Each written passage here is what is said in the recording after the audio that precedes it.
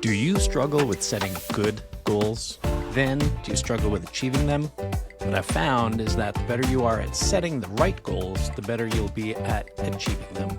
Welcome back to Neuroconversion Leadership, where we talk about effective leadership and communication in the STEM workplace. I'm Jeremy Doran, and I love helping engineers become great leaders. Today, we're going to talk about goal setting. You've probably all heard the framework SMART goals, and it's a great framework, and it's a good start for most goals. But I think you need more for the really big goals, or as Jim Collins says in his book, Good to Great, the BHAGs, the big, hairy, audacious goals.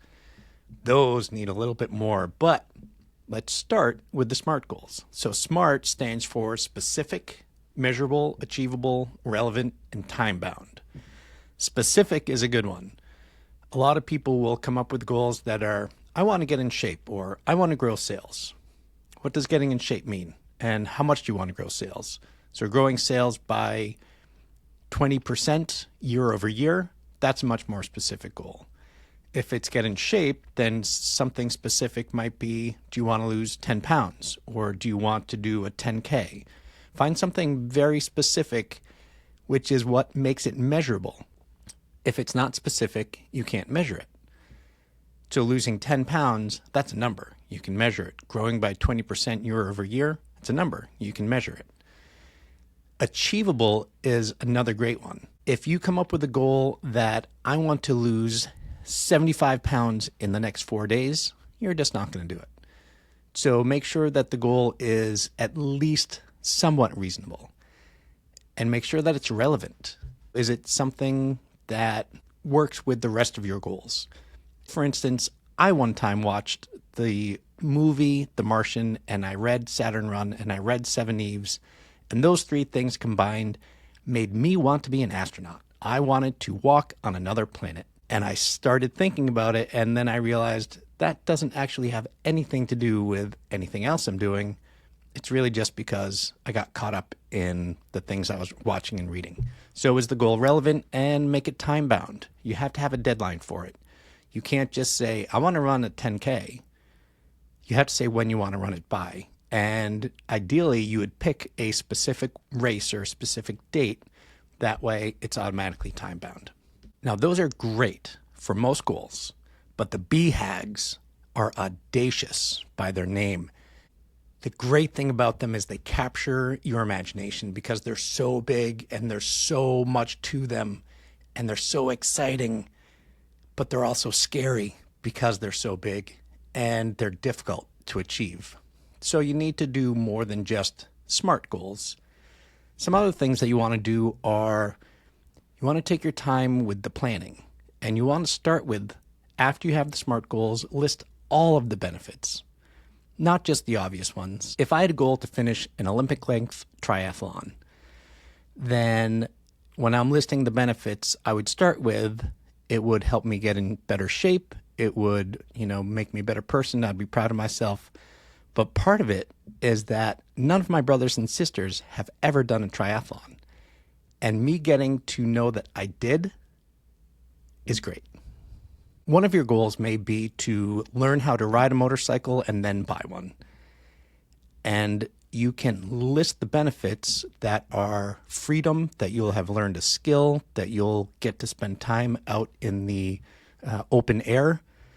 But then you want to think about the benefits that you're not allowing yourself to really think about. One benefit for me of having a motorcycle is, frankly, I look pretty cool when I'm on my motorcycle.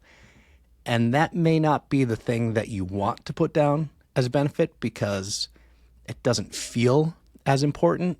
But internally, those sorts of things are important. Is it going to help you feel like you're as good as, your brothers and sisters, or anything that may not be the first things in your list of benefits are probably just as important. So keep digging and spend time listing out the benefits. Also list out the possible obstacles along with possible solutions.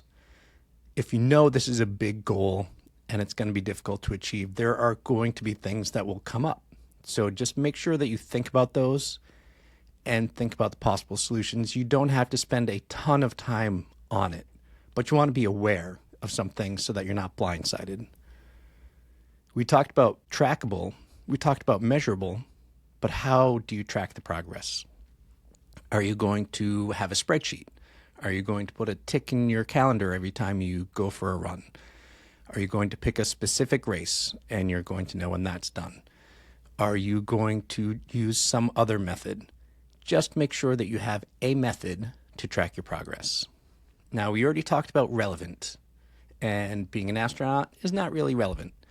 But once you get something that is relevant, then stop and think about, is it worth the time, effort, and money?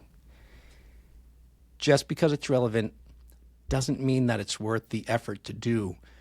I one time wanted to be on American Ninja Warrior, and it really was relevant. I was doing a lot of exercise on those types of things. But to get to the level of being on that show was going to take so much work and so much time, and it just wasn't worth it. Sometimes it is worth it. Sometimes it's not worth it. Sometimes you're going to say, this is absolutely worth it, but it's not a priority right now. And that's okay too. When it's not a priority right now, just set it aside, but don't forget about it.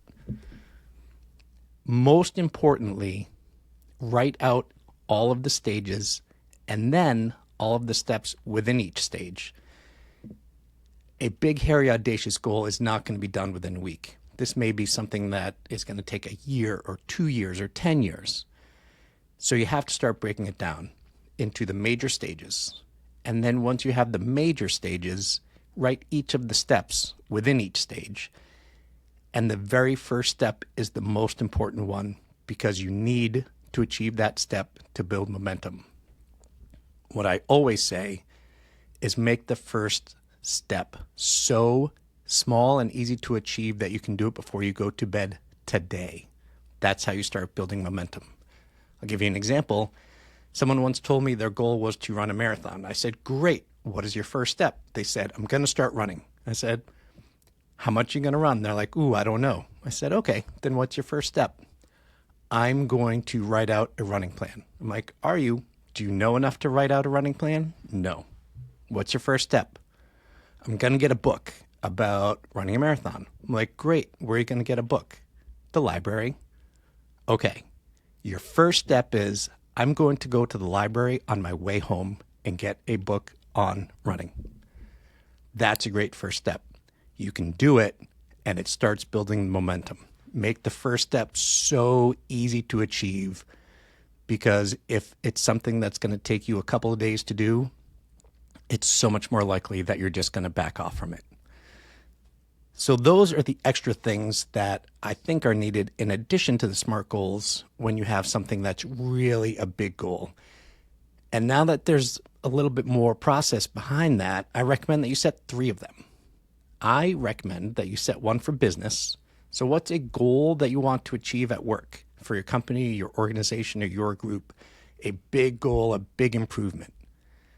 What's a goal that you want for your career? Not necessarily what you want to achieve at work, but where do you want to go at work? Do you want to get promoted to vice president level? Do you want to leave at some point and start your own company? Think about your career and think of a big goal for that. And then lastly, think of a personal goal. This is like the bucket list type of goal, something that is a lifetime achievement or experience that you want to have. If you set all 3, you're probably going to have to prioritize, but set up all the stages and the steps and go through everything for all 3 of them. And when you're going through the stages and the steps, assign a date, a deadline date for each step in each stage. One of your goals may get put on hold for a while.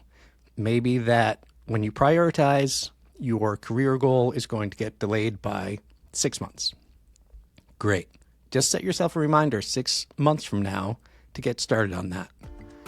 Thank you so much for listening. And as always, I want to know what you think, what you got out of listening to this. Do you have any questions? Have you gone ahead and set some goals? Do you disagree with anything I said? Whatever it is, I want to know. Send me an email, jdorn@neuroconversantleadership.com, or reach out to me on LinkedIn. I'd love to talk with you about your specific goals.